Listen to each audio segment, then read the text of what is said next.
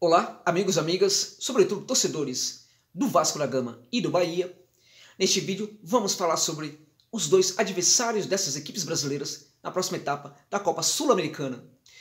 Tanto o Vasco quanto o Bahia pegaram adversários complicados, mas não poderia ser muito diferente porque, com raras exceções, todas as equipes que estão nessa fase atual do torneio sul-americano são equipes interessantes. Hoje a Copa Sul-Americana não é mais aquela competição de alguns anos atrás em que se encontrava muitas equipes frágeis. Hoje, sobretudo nessas etapas mais decisivas, a gente encontra muitas boas equipes. Algumas delas equipes de nível médio no futebol de seus países, mas muito organizadas e que acabam apresentando um futebol bem bacana de se ver, um futebol muito competitivo.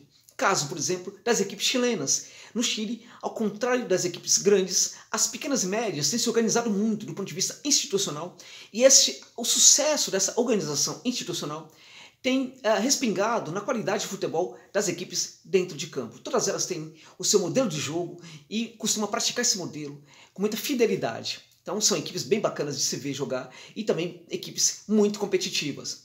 Outras também, e outras inclusive que caem da Libertadores de América, hoje para essa etapa da Sul-Americana. Algumas não tão bem, outras caíram, chegaram à Sul-Americana em função de terem participado de grupos muito fortes da Libertadores. É um pouco o caso desse Defensa e Justiça, que nesse caso, nesse vídeo, vamos chamar de Defensa e Justiça, para ficar bem mais fácil. Esse time teve um grupo muito complicado, com Santos e outras equipes ali na disputa, inclusive o Delfim de Manta, que é uma equipe surpreendente aí do continente, hoje uma equipe equatoriana bem interessante, bem competitiva. Mas esse Defensa apresentou alguns problemas que não costuma apresentar, e porque essa equipe hoje não é mais a equipe de 2, 3 anos atrás. O Defensa é um clube interessante que, quando sobe para a primeira divisão da Argentina há alguns anos atrás, os seus dirigentes não sabiam muito o que fazer, porque era uma equipe muito pequena, ela é muito minúscula no cenário futebolístico argentino, E mesmo naquela região ali do sul da Grande Buenos Aires, é uma equipe das menores que existe, então eles não sabiam muito o que fazer. Então eles resolvem ali, por exemplo, adotar um modelo de jogo muito ofensivo. A história sobre isso, inclusive, vou publicar aqui em um vídeo quando estivermos próximos do jogo com o Vasco, do Defensa com o Vasco. Bom, mas essa equipe, portanto, ela tem uma identidade de jogo bem ofensiva, uma equipe agressiva que gosta de atuar, na maior parte do tempo, ali no campo dos adversários, sendo sempre propositiva, sempre tendo uma maior posse de bola do que os seus adversários, sempre fazendo o jogo da busca do gol constantemente.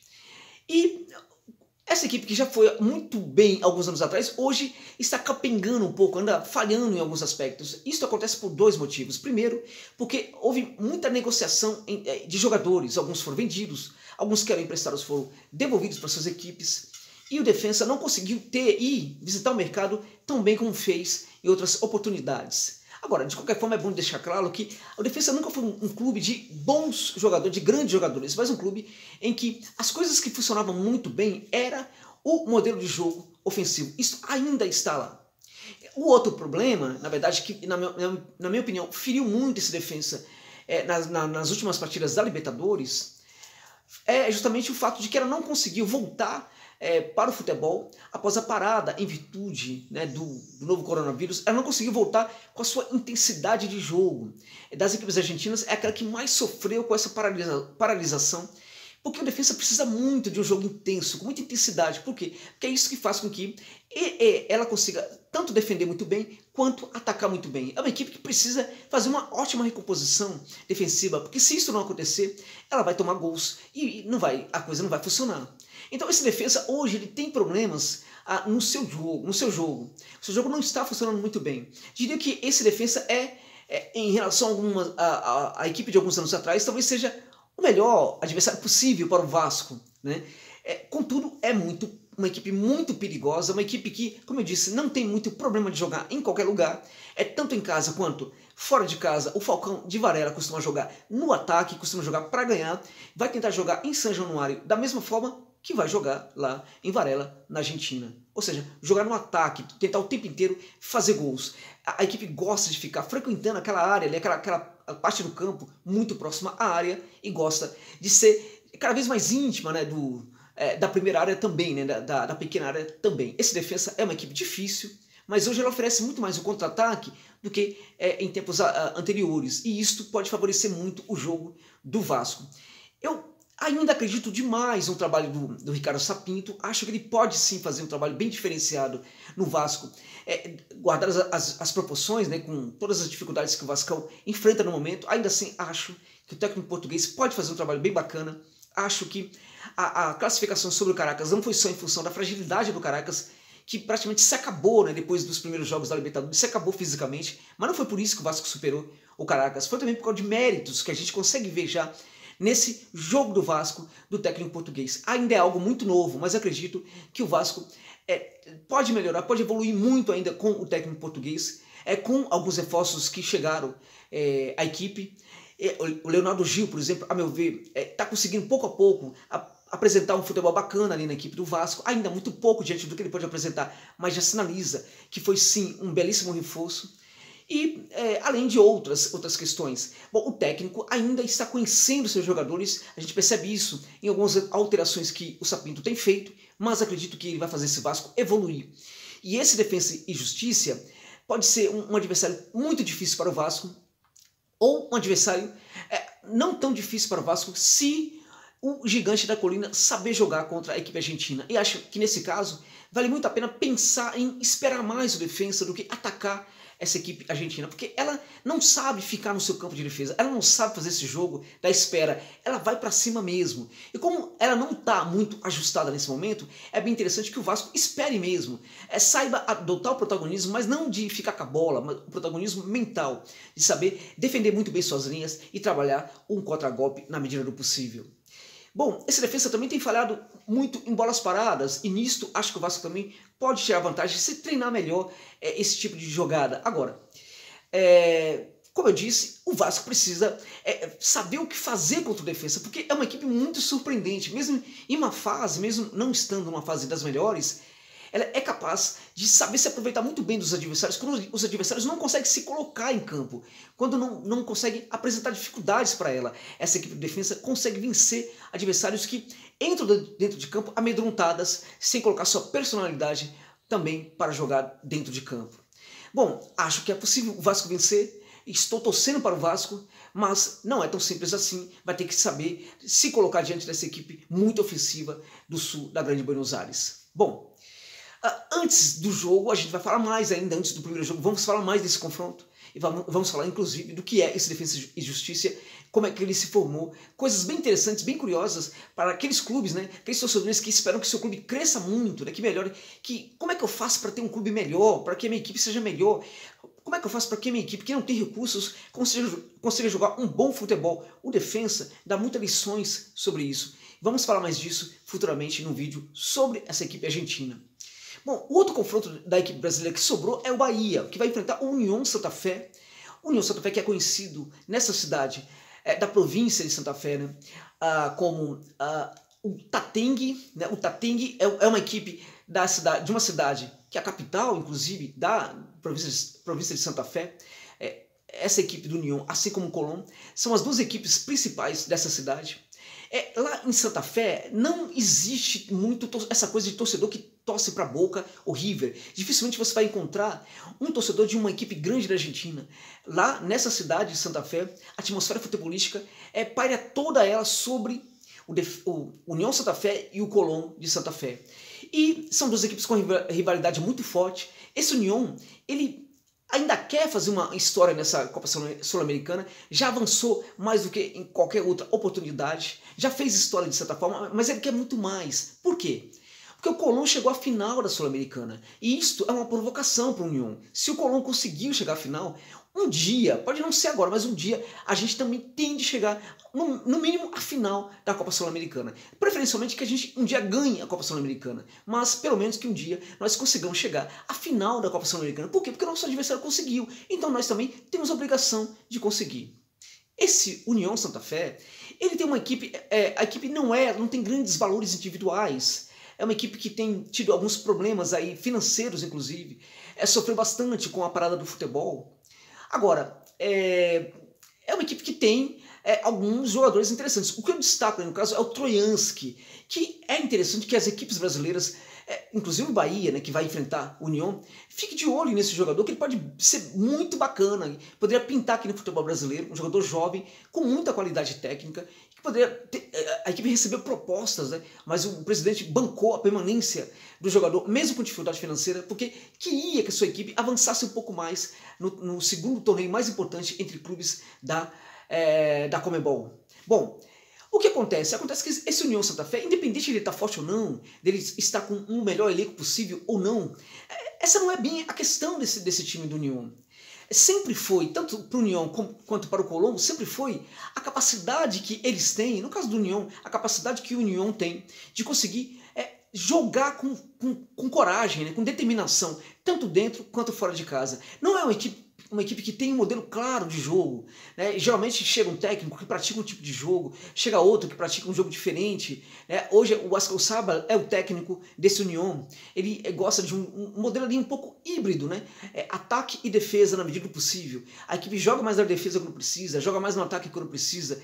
A equipe que fica o tempo inteiro praticando transições ofensivas, transições defensivas, enfim, esse é o União. Agora a questão é que é uma equipe de muita alma, assim como o Colombo. E para a sorte do Bahia, e aí eu diria que nesse caso, né, gente, a gente pode até dizer que para a sorte do União, lá em Salvador também, mas para a sorte do Bahia, lá em Santa Fé, esse União vai jogar sem a sua torcida, né, que é uma coisa muito interessante, porque a torcida realmente faz muita diferença. Muita diferença. Contudo, é muito provável que milhares de torcedores fiquem do lado de fora do estádio, né, ali acalentando a sua equipe, cantando inclusive durante o jogo. É bem capaz que eles façam isso, pelo que eu conheço da torcida do União, é muito possível que eles façam isso contra o Bahia. Porém, é muito interessante perceber o seguinte, mesmo sem a torcida dentro de campo, essa equipe ela consegue resgatar aquela alma, né, aquela alma lutadora que sempre possuiu quando os seus torcedores a estão apoiando. Então, quando os torcedores estão apoiando a equipe, resgata uma força, uma força, né, uma capacidade de lidar com problemas, de superar problemas dentro de campo, que é muito interessante de se ver. É muito curioso que essa equipe está conseguindo fazer algo muito parecido, mesmo sem os torcedores dentro de campo. E outra coisa, a principal, o que se falava na Argentina, diante do último confronto, né, que essa equipe teve contra o Emelec do Equador, que é uma equipe grande do cenário sul-americano, perto do União, é muito grande mesmo. Né, o que se falava na Argentina é que a equipe precisava vencer dentro de casa, porque dificilmente conseguiria vencer no Equador. Então a vitória teria que acontecer dentro de casa, mesmo que não tivesse a torcida presente. Ora, o Tatengue perdeu o jogo por 1-0. E precisou vencer o Emelec lá no Equador. E foi justamente o que aconteceu. A equipe conseguiu vencer por 2-1 o Emelec lá no Equador, jogando muita bola, com o primeiro tempo que poderia ser uns 3-4-0 para o União Santa Fé, e aí conseguiu se classificar para enfrentar o Bahia nessa etapa da Sul-Americana. O Bahia precisa tomar muito cuidado com essa equipe. Por quê? Porque ela não é o Melgar. O Melgar, que conseguiu o mérito de ter vencido o Bahia lá no Peru, conseguiu o mérito, mas não somente por causa da sua própria condição de equipe, que é uma equipe, eu não gosto de falar muito isso sobre as equipes sul-americanas, mas o futebol peruano no todo, de clubes, hoje é uma negação, até uma vergonha, porque são equipes que possuem muitos torcedores, milhares de torcedores, mas não estão conseguindo se organizar como clubes. O Melgar é um caso. Aquele Melgar que fez 1-0 no Bahia, aquilo foi um absurdo, não era o Bahia perder aquele jogo. O Melgar não ganha de ninguém. O futebol peruano de clubes não ganha de ninguém. E o Melgar conseguiu ganhar no Bahia. Claro, o Bahia reverteu isso em casa, até com certa facilidade, porque o Melgar realmente é uma equipe muito frágil, muito fragilizada. E aí o Bahia fez lá os seus gols, goleou o Melgar dentro de casa e ficou tudo bem. Então as pessoas esquecem um pouco que lá, né, perdeu de 1-0. Ah, mas porque perdeu fora, era um jogo fora, contra aquele... Não, era um jogo fora que daria para vencer, ou pelo menos não perder. Por quê? Porque o Melgar, realmente, gente, o Melgar é uma equipe muito frágil diante de uma equipe como a do Bahia. Então, o União Santa Fé não é o Melgar, é muito melhor do que o Melgar. É uma equipe que sabe jogar fora de casa, ao contrário do Melgar. Então, é uma equipe que, independente do resultado lá na Argentina, vai jogar em Salvador da mesma forma, tentando atacar, jogando para vencer. No caso, né, essa equipe vai jogar primeiro em Salvador, depois vai jogar lá em Santa Fé. Então, assim, para mim, isso pode ser ainda mais perigoso. Por quê? Porque quando jogar em Salvador, o União Santa Fé, de certa forma, preferencialmente, vai esperar o Bahia. E aí o que acontece? Esse Bahia do Mano Menezes é uma equipe extremamente defensiva. O Mano gosta de preparar equipes hoje que prioriza a defesa, e aí só vai para o ataque na boa. Então, diante, por exemplo, do Melgar, não foi tão difícil reverter esse quadro, né, e vencer a partida e fazer muitos gols, porque o Melgar é muito frágil. O União Santa Fé é aquele tipo de equipe que provavelmente vai ceder a bola para o Bahia. O Bahia vai falar, não quero a bola. E o que a gente faz agora? Eu não quero a bola, você está me cedendo a bola, eu não quero a bola. Só que, aí, como está dentro de casa, e o Bahia sabe que pode se complicar no jogo da volta, é provável que ele tome as ações ofensivas, que ele tome a bola para si e tente vencer a partida. E aí é preciso tomar muito cuidado, porque é uma equipe que não está tão acostumada assim a jogar no campo de ataque. Então é um jogo muito perigoso mesmo para esse Bahia. Esse Tatengue, a meu ver, neste momento, tem ainda muito mais ajustes do que o Defensa e Justiça, que vai ser o adversário do Vasco. Então, eu diria que a coisa está muito mais complicada neste momento, em tese, né, gente? Em tese, teoricamente, a coisa está muito mais complicada para esse Bahia do que para esse Vasco do Ricardo Sapinto. Então, o que precisa fazer o Bahia, no caso, é tentar ter ações corretas dentro de campo, sim tentar vencer a partida, ir para cima desse União, tomando muito cuidado com os contragolpes da equipe, que, eu volto a dizer, o Troianski é um excelente jogador, é o jogador que pensa nessa equipe do União. Ao mesmo tempo ele consegue ser um jogador veloz que trabalha também muito bem o contra-ataque da equipe. Então é muito importante tomar cuidado com esse jogador e com outros jogadores também, mas esse em especial, para mim, é o melhor de todos, né? É o jogador com quem o Bahia tem que se preocupar. O Bahia precisa ter boas ações, precisa saber ser ofensivo na sua casa, mas também se preocupar muito com a sua defesa. Então parece que é uma coisa ou outra. Quando trabalha no ataque, aí leva gols. Quando trabalha na defesa, não faz gols. Precisa se ajustar. E aí para isso, acho que vale a pena o Mano Menezes apostar sim em alguns garotos aí que tem mais energia, né? Colocar para jogar esses garotos, né? Alguns veteranos ali do Bahia que talvez não ajude muito, né? Talvez o Elias não consiga lidar muito bem com as necessidades do jogo contra esse União Santa Fé. Talvez seja legal abaixar mesmo a idade um pouco do time, colocar um time muito ofensivo, mas com garotos que saibam também fazer uma recomposição rápida. Acho que essa é a receita para o Bahia encarar esse União dentro de casa. Lá em Santa Fé vai ser muito difícil, então é necessário que o Bahia consiga um bom resultado dentro de casa. Então, meus amigos, sinceramente, o Bahia pode vencer o União, mas vai ser muito difícil.